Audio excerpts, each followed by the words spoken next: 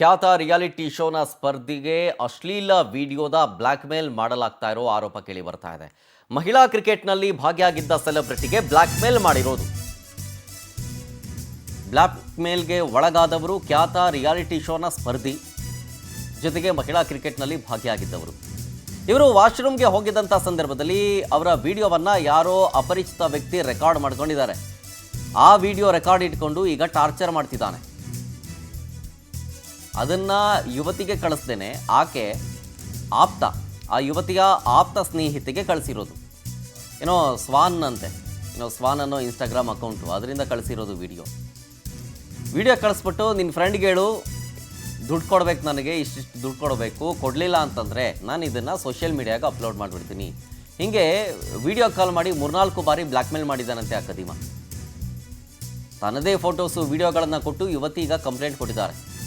ಈ ಸಂಬಂಧ cyber station complaint ಕೊಟ್ಟಿದ್ದಾರೆ ಸಂತ್ರಸ್ತೆ ಬಂದು ಖ್ಯಾತ ರಿಯಾಲಿಟಿ ಶೋನ ಸ್ಪರ್ಧಿಯೂ ಕೂಡ ಆಗಿದ್ರು, ಮಹಿಳಾ ಕ್ರಿಕೆಟ್ನಲ್ಲಿ ಅವರು ಭಾಗಿಯೂ ಕೂಡ ಆಗಿದ್ರು. FIR ಆಗಿದೆ ನೋಡಿ. ಅನಾಮಿಕ ವ್ಯಕ್ತಿ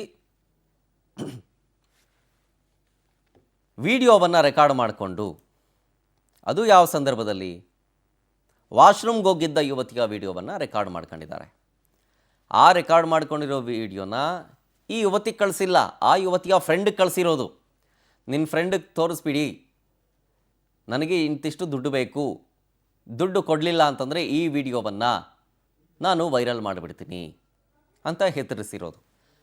ಯಾವಾಗ ಈ ವಿಚಾರವನ್ನು ಆ ಸ್ನೇಹಿತೆ ಯುವತಿಗೆ ತಿಳಿಸ್ತಾರೋ, ಆ ವಿಡಿಯೋನ ತಗೊಂಡು ಸೀದಾ ಅವರು ಸೈಬರ್ ಕ್ರೈಮ್ ಪೊಲೀಸ್ ಠಾಣೆಗೆ ಹೋಗಿ ಕಂಪ್ಲೇಂಟ್ ಕೂಡ ಕೊಡ್ತಾರೆ. ಈ ಸಂಬಂಧ ಈಗ FIR ಕೂಡ ದಾಖಲಾಗಿದೆ.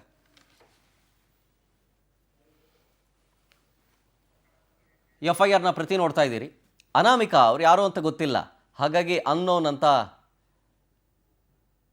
ನಮೂದು ಮಾಡಲಾಗಿದೆ FIRನಲ್ಲಿ. ಜೊತೆಗೆ ಯಾವ ಇನ್ಸ್ಟಾಗ್ರಾಮಿಂದ ಬರಲಾಗಿತ್ತು ಅನ್ನೋದು ಕೂಡ, ಸ್ವಾನ್ ಅಂತ 370722 ಅಂತೀನ ಯಾವುದೋ ಇನ್ಸ್ಟಾಗ್ರಾಮ್ ID, ಅದರಿಂದ ಕಳಿಸಿದಾರಂತೆ ವಿಡಿಯೋ. ಡೀಟೇಲ್ಸ್ ಕೊಡ್ತಾರೆ ಇನ್ನಷ್ಟು ನಮ್ಮ ಪ್ರತಿನಿಧಿ ವೆಂಕಟೇಶ್ ಲೈವ್ನಲ್ಲಿ. ವೆಂಕಟೇಶ್, ಇದೆಲ್ಲವೂ ಆಗಿದ್ದು ಯಾವಾಗಂತೆ? ಜೊತೆಗೆ ಯುವತಿಯ ಫ್ರೆಂಡಿಗೆ ಕಳಿಸಿದ್ದಾರೆ, ಆ ಯುವತಿಗೆ ಕಳಿಸಿಲ್ಲ. ಏನಿರ್ಬೋದು ಇದರ ಅಜೆಂಡಾ? ಆ ಒಂದು ಕ್ರಿಮಿನಲ್ ಮೈಂಡ್ ಏನಿರ್ಬೋದು? ಜೊತೆಗೆ ಪೊಲೀಸರು ಈಗ FIR ದಾಖಲು ಮಾಡ್ಕೊಂಡಿದ್ದಾರೆ. ಯಾವ ಹಂತದಲ್ಲಿದೆ ತನಿಖೆ?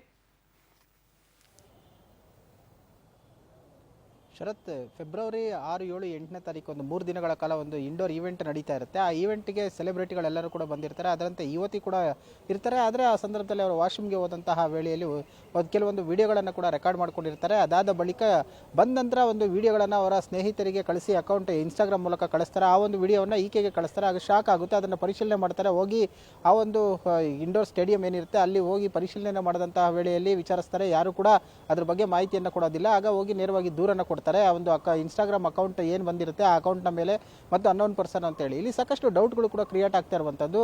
ಆದರೆ ಆ ವಿಡಿಯೋಗಳನ್ನು ಇದೇ ಯುವತಿಗೆ ಕಳಿಸ್ಬೇಕಂತೇಳಿ ಆಕೆ ಸ್ನೇಹಿತ ಈತನಿಗೆ ಹೇಗೆ ಪರಿಚಯ ಆದ, ಸೊ ಆ ಒಂದು ವಿಡಿಯೋಗಳನ್ನು ಈಕೆ ಮೂಲಕ ಕಳಿಸೋದಕ್ಕೆ ಏನು ಮುಖ್ಯ ಕಾರಣ?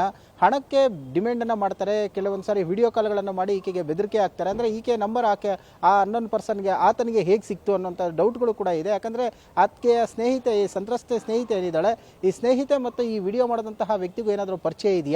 ಈ ಎಲ್ಲವನ್ನು ಕೂಡ ಇಲ್ಲಿ ಸಾಕಷ್ಟು ಡೌಟ್ಗಳು ಕ್ರಿಯೇಟ್ ಆಗ್ತಿರುವಂಥದ್ದು. ಸದ್ಯ ದೂರನ್ನು ಕೊಟ್ಟಿದ್ದಾರೆ. ದೂರಿನ ಆಧಾರದ ಮೇಲೆ ಈಗ FIR ದಾಖಲಾಗಿದೆ. FIRನ ಆಧಾರದ ಮೇಲೆ ಈಗ ತನಿಖೆಯನ್ನು ಕೂಡ ಮಾಡೋದಕ್ಕೆ ಮುಂದಾಗಿದ್ದಾರೆ. ಈ ಆರೋಪಿ ಯಾರು ಏನು ಅನ್ನೋಂಥದ್ದು ಹೇಳಿ ಈ ರೀತಿಯಾಗಿ ಇಂಡೋರ್ ಸ್ಟೇಡಿಯಂನಲ್ಲಿ ವಿಡಿಯೋಗಳನ್ನು ಮಾಡಿಕೊಂಡಂಥ ಆಸಾಮಿ ಈ ಹಿಂದೆ ಏನಾದರೂ ಇದೇ ರೀತಿಯ ಕೃತ್ಯಗಳನ್ನು ಮಾಡಿದ್ನ, ಆ ಮಾಡಿಕೊಂಡಂಥ ವಿಡಿಯೋಗಳನ್ನು ಮುಂದಿಟ್ಕೊಂಡು ಹಣಕ್ಕೆ ಡಿಮ್ಯಾಂಡ್ ಮಾಡಿ ಹಣವನ್ನು ಪಡೆದುಕೊಂಡು ಇದೇ ಒಂದು ಕಾಯಕವನ್ನು ಮಾಡಿಕೊಂಡು ಬರುವಂಥವ್ರನ್ನ ಹೆದರಿಸುವಂಥ ಕೆಲಸವನ್ನು ಕೂಡ ಮಾಡ್ತಿದ್ದ ಅನ್ನೋಂಥದ್ದು ಕೂಡ ಈಗ ಸದ್ಯ ಅನುಮಾನ ಇರುವಂಥದ್ದು. ಆ ಹಿನ್ನೆಲೆಯಲ್ಲಿ ಕೂಡ ಪೊಲೀಸರು ಒಂದು ಈ ಆರೋಪಿಯನ್ನು ಪತ್ತೆ ಮಾಡಿ ಅರೆಸ್ಟ್ ಮಾಡ್ಕೊಳ್ಬೇಕು, ಆ ಥರ ಮೊಬೈಲನ್ನು ವಶಕ್ಕೆ ಪಡೆದು ಪರಿಶೀಲನೆ ಮಾಡಿದಂಥ ವೇಳೆಯಲ್ಲಿ ಈ ಎಲ್ಲ ಅಂಶಗಳು ಕೂಡ ತಿಳಿದು ಬರುವಂತಹದ್ದು. Sharath. Okay Venkatesh, thank you.